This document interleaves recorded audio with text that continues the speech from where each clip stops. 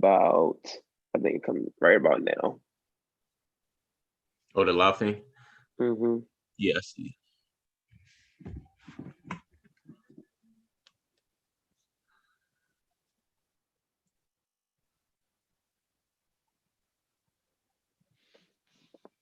Yeah. We still got a couple of minutes. I'm live early. All right. I'm trying to see. I'm clicking on the YouTube link on my phone to see what it look like. Yeah.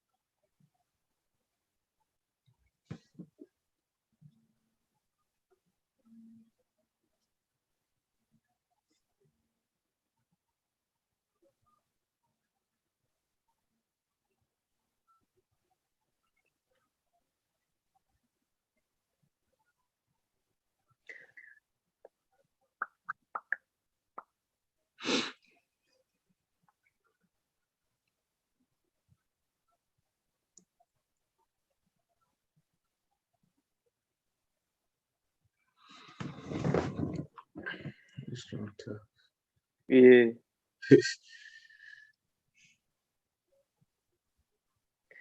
All right, I'm about to hit the little commercial, John. Here we go. Here we go.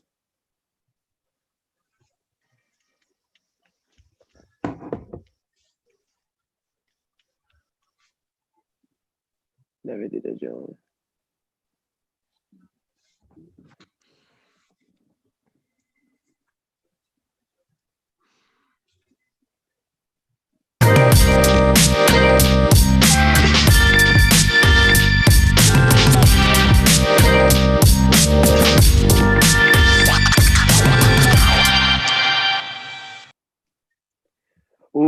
What's up, everybody? It is Friday at 2:00, so you already know what time it is. It is Conversations with Rashon. Listen, I'm super excited. I got my guy Rob in the building. What's up, bro? What's up? What's up? Good to be here, man.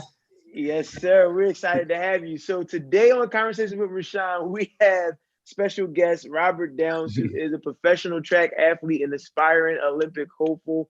And bro, I am super excited to finally have you on this thing, man. Thanks for coming. Oh man, it's a pleasure to be here. Pleasure is all mine, man. Awesome. Listen, tell our viewers who you are and a little bit about you. Yeah, okay. So name is Robert Downs, Sean's brother. Grew up Philadelphia, Pennsylvania. Mainly went to school in Texas. Became a professional runner, came back to Philly to pursue my professional career. 26 years old. Still pursuing a degree in computer information systems. Nice. Yeah, just basically just had a crazy path to track and field. Track and field always been a dream of mine ever since I was a little kid. And so I just went through a bunch of obstacles to get there, through high school, through college, back and forth Philly and Texas. And so just grinding. just grinding, exactly. Yo, you've been grinding on this thing called track. I mean, you've run track pretty much your whole life. Yeah, pretty. I started when I was 10 years old. Yeah.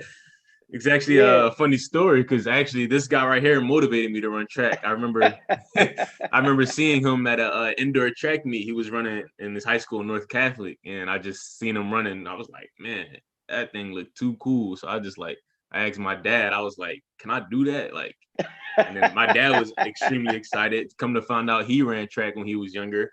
And so he put me on to a I club must team. have won that race that you was watching. That's the You had to. I must have won that race. Because it was super lit. You had to win that race, man. That must have been one of the ones I won. Right. It was a good day. Good. You know, I always say, like, you know, when you started running, it really was, like you said, you just thought it was a cool thing to do. You like being around your friends and people your age, and Right. you didn't really care. You know, you was just like there. You know what I'm saying? Right. Like, yo, I can't Just wait to go to practice. just going through the motion, just basically having fun, just complete fun, like enjoying the In the atmosphere. sport. So, like, what when did it hit for you? Like, when did the bulb go off? When did you say, you know, I'm tired of being average? And then all of a sudden, because you just shot out of nowhere. Mhm. I would never forget at Northeast High School, we were watching you at districts. You might have been in fifth or sixth place or something like that. And out of nowhere, you just got this gear and you just torched that heat, that last and that became your signature for a while. Like, Yeah. that was the first time we saw you do it. And I'm thinking about Coach Terry was there, like everybody was there. Coach Terry was like, Yeah.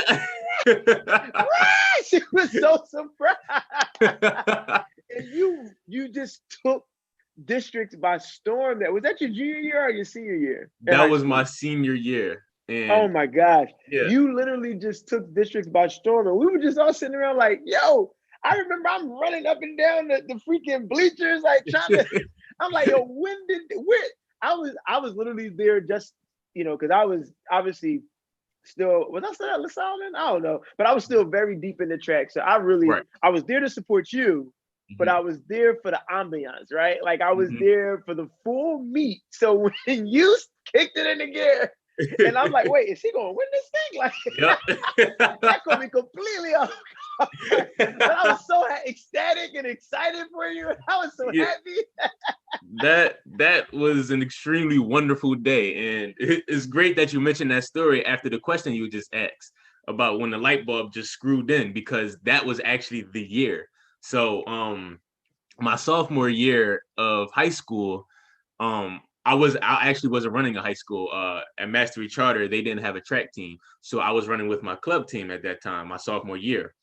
After that, I think I kind of like lost interest a little bit in track, just a little bit, and grew interest in other things. So I believe that year I was in a play, Yeah, and that was fun. That was but fun. yeah, but my main interest was basketball actually. So after my sophomore year, I talked to my dad and y'all and everything. I was just like, I want to focus on basketball. So I remember that. yep, that carried into my junior year. Actually, my junior year, I took a little bit of time off of track and I focused on basketball. And basketball is a very disciplined sport. We had a disciplined coach. So it was actually a great experience.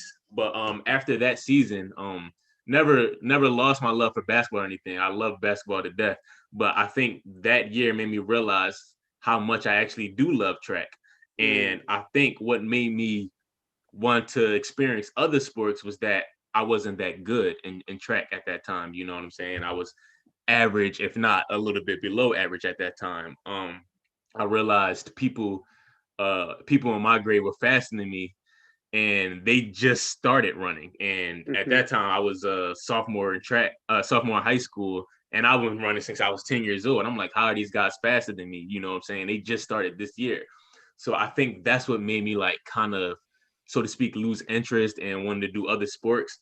So my junior year was kind of like a transitional period.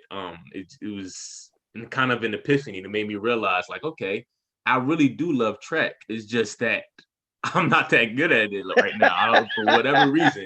Everyone's seeing potential in me, but I'm just not that good at it. Yeah, And just man, you always had the long stride. You know what I'm yeah. saying? Like, we like, yo, the stride has got to be a little faster. It's got to be a little faster. And I think basketball kind of helped me out to realize that I need to take this serious. Like I need to put more work into my craft, into what I'm doing. I don't think, like, as much as I love track, I don't think I was working as hard as I should have been. And Mm. when I was on the basketball team, I was basically forced to work hard. You know what I'm saying? Yes. You're on a team. If you lag behind, everyone's going to be on you. I had a real disciplined coach who's like not with the BS or anything. So I think being on that squad, that basketball squad, made me realize like, wait, I need to have this attitude towards track. And Mm-hmm. then once I like thought about it, I was like, okay, yeah, I never lost interest in track. Track is still my number one. I just need to put in more effort.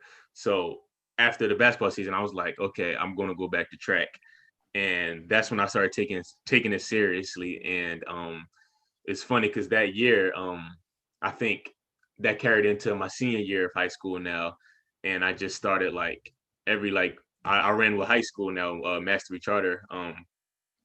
I think every track meet I was just like blowing people out and like Yep. winning Yep. all these races, and like I just kept getting faster and faster. And my senior year, I think I like destroyed my 800-meter PR. I went from like a 212 to like a 157 in the span of a year, Yeah. and that 157 carries into the story you were telling. I won districts my senior year with a 157. I believe I was in the fifth position in the last 130 meters, and I Yep. just passed everyone basically and won I that can't. thing.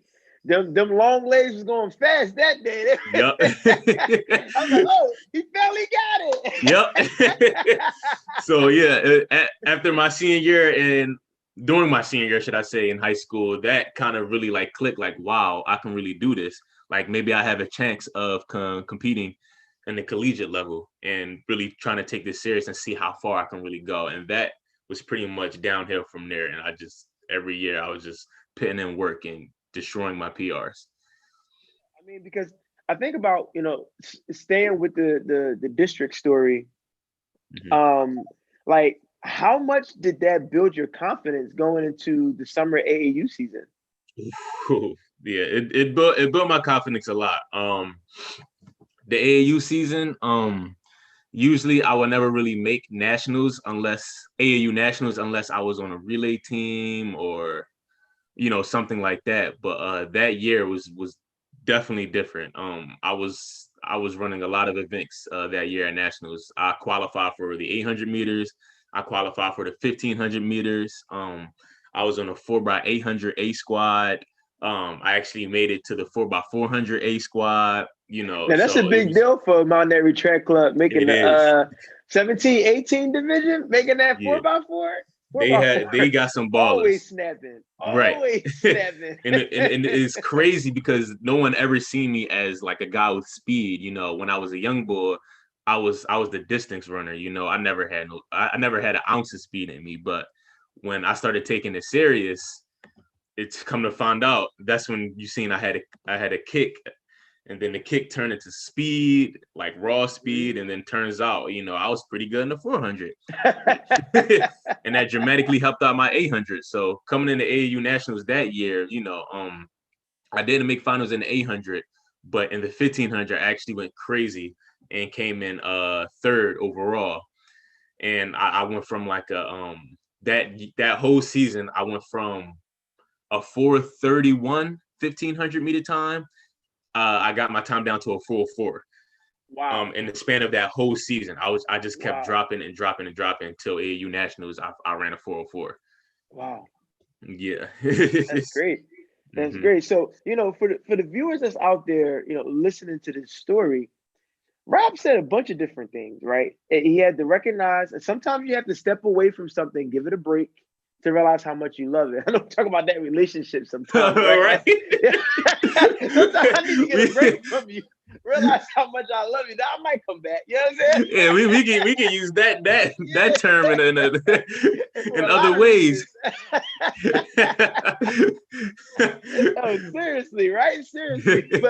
But it's so true. It's so true. I mean, you had to test other things, other sports. You wanted to venture out, but in doing that, it made you stronger. It made you better at your true love. You know what I mean? Right. Like, which was track. Like, you grew that competitive spirit because you realized you couldn't be competitive in basketball unless you did certain things. And basketball was a routine, Right. right? And so you recognize in order for me to be good at track, I need to get this routine together. Exactly. And I need Yep. to be serious about it. I can still have fun and hang out with my friends and Right. enjoy practice, Right. but there's some things that I just have to get done. And Exactly. and that maturation is a big deal, man. And I tell you, I'm proud of you. You've come a long Yes. way. But that, still to this day, it's two things that will be in my mind forever when it comes to your track career. And it's districts, Mhm. your senior year in high school, and it's last summer. I knew that was coming. It's last summer at Nationals. And when we talk about Nationals, guys, I want you to understand, like, this is the world stage. We're Yes. talking about trying to make it to a world championship. This is the national Toyota National Championship of America in track, And what you come in, like, what you come in ranked? Coming in ranked. Yeah. For that USA Championships, I was coming in Yeah. as the 28th seed, so I was ranked 28th. USA Championship 28 seed. You made it all the way to the finals. Yeah. And I mean, you rocked the house. It was like, we came there, we was like, we're not going home early. We're gonna make it to the last day. Right. Right. And like that's what we said as a family.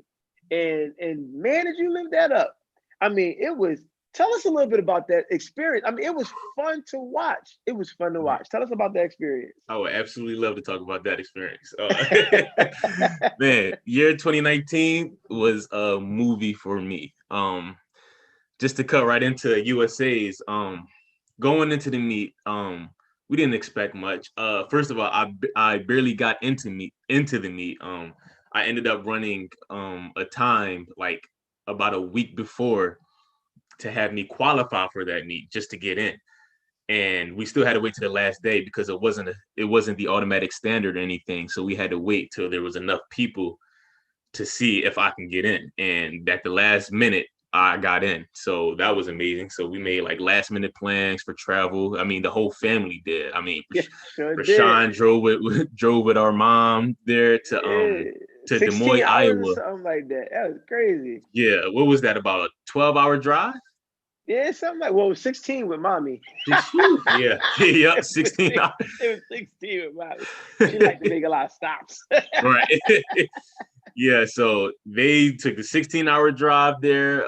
My dad caught a last minute flight. It was just all like my club team that I was previously with, Garden State Track Club, booked the last minute flight and hotels for me. It was crazy. Like, so getting there, we didn't have much expectation. It was my first year going pro. A little background information.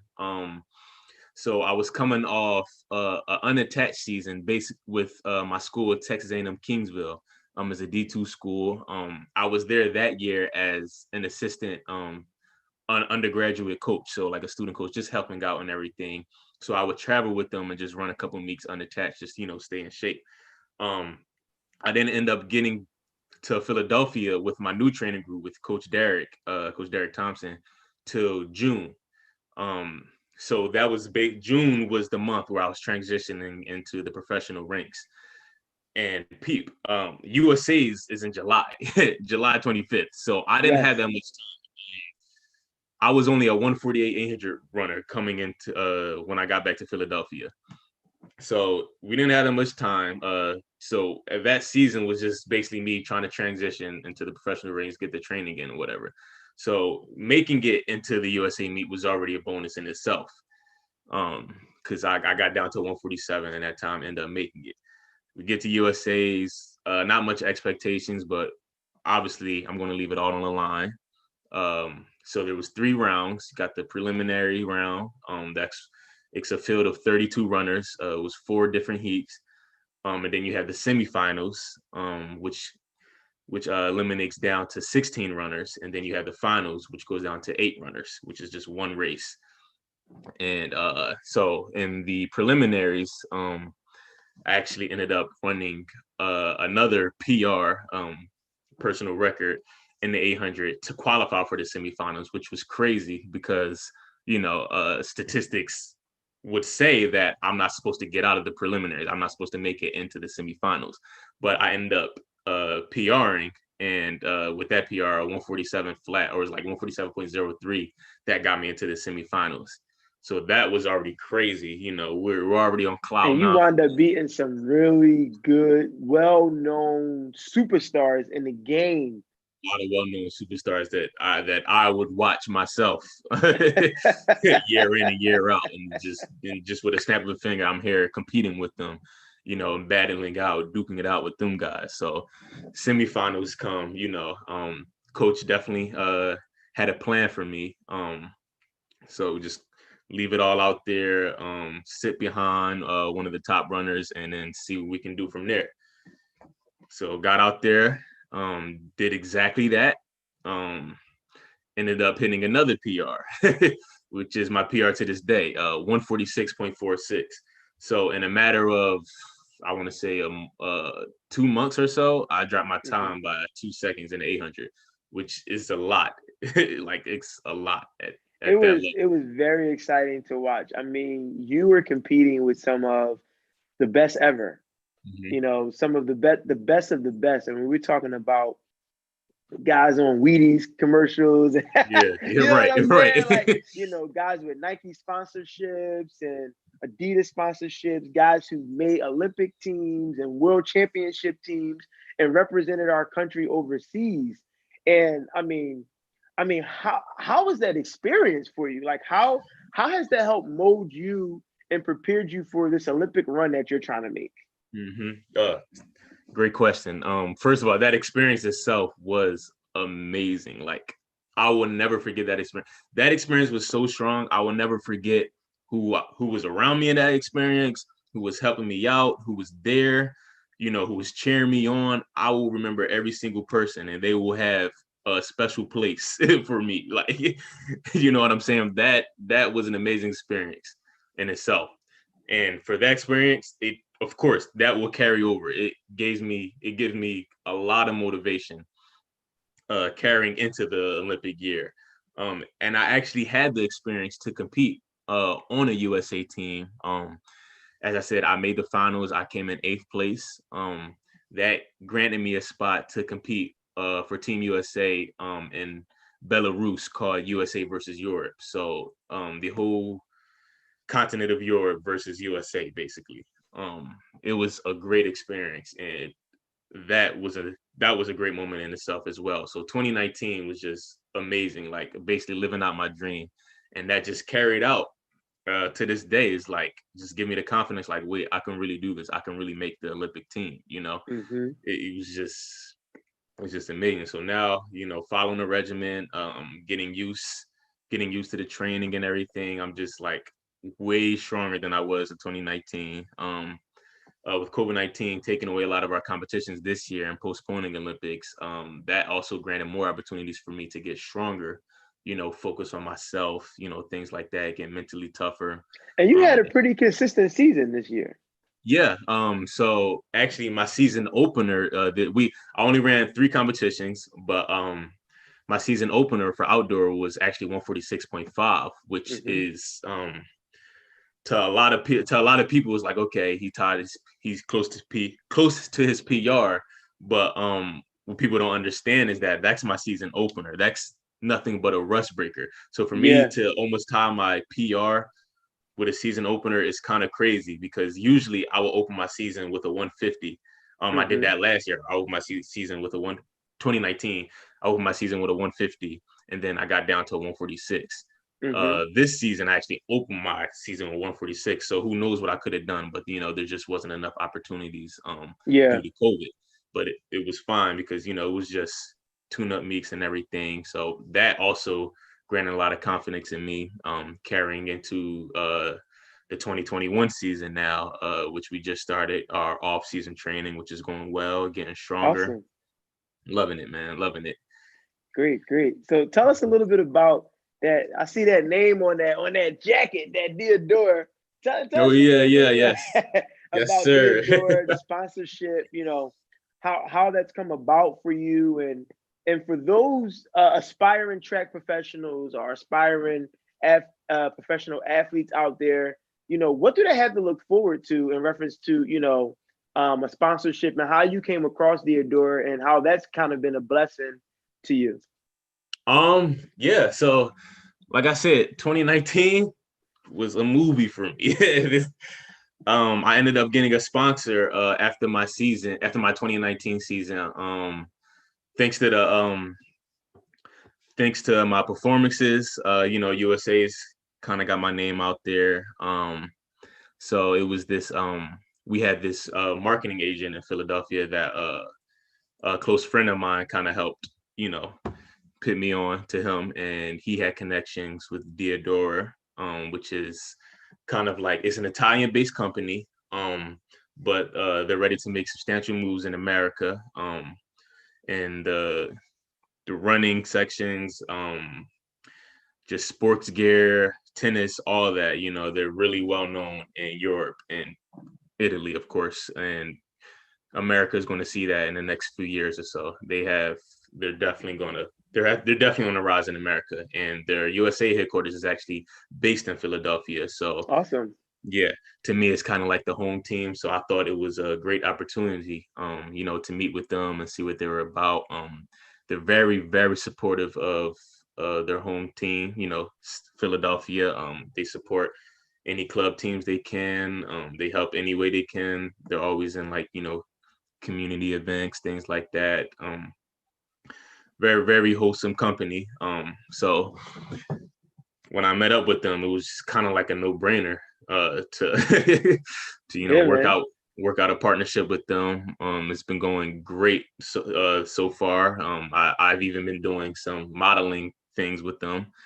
So yeah, it's been a great Multiple streams of income. Y'all hear that out there? Because this is still a financial conversation, right? yeah. So, multiple streams of income. So, speaking of, let's hit that real quick. So, Right. as a professional track athlete, you can get income from sponsorships, Yes. and then you might turn into a model for that sponsorship, which is additional form of income. Yes. And then if you win your races, you can get income from that as well. Bonuses. Yep. Right. So, there's three sources of income right there that Robert has opportunity to receive as a professional athlete, not to mention other endorsements, right? And Right. sponsorships through social media and things of that nature. Man, this has been a great conversation. Rob, for all of our aspiring athletes, our young children, or even our young adults that are looking to come out of retirement, what advice, what motivation, what what do you have to say to us to motivate us, or just to keep us going, especially with everything that's going on right now? Yeah. So okay, my favorite thing to always keep in mind is taking it day by day, right? So what I mean by that is people tend to give up a lot because they try to look at the long-term goal, and because they're not at this point that they want to be yet, they give up. They think it's too much, right? Because they look at the whole thing. They look at the whole picture. To me, I take it bit by bit. I take it piece by piece. So I wake up every day in the morning and say, okay, what can I do to make myself better than the day before? That could be anything. It could be having a healthier food day, eating more vegetables, being more hydrated, uh going to practice with a stronger mentality. Maybe there's a day of training where you're not really interested in, or you're not really motivated to do, just get it done. Hmm. And if you take it day by day, make some short-term goals, so to speak. What can I do for this week? Or Mm. what can make me better as a person, as an athlete, whatever you do. But my biggest my biggest motivational tip is to don't look at the bigger picture. Just take it day by day. Have your long-term goal, and then make shorter goals. Because you can Very tackle a true. you can tackle a daily goal easily if you just be consistent about that and persistent, and tackle that goal, and tackle whatever goal you set for yourself each day. Okay, this day I got this goal, next day I got that goal. They start to add up. You start to get better and better, and then you look back and you see how far ahead you got. You know. That's So yeah, deep. That's deep. Thanks for that. So yeah, milestones, right? Milestones help build confidence. You have a right, big goal, you can have that big goal. right. Make sure you have many goals in between because you start to get excited and build Mm-hmm. momentum throughout that time. Well, listen, man, we're gonna go again and get out of here. Rob, thanks so much for joining us on Conversations with Rashon. In the meantime, keep your head up, believe in yourself, and remember, you too, bro, can achieve anything. Yes, sir. I'll talk to Yes, you sir. guys soon. All All right. right, y'all.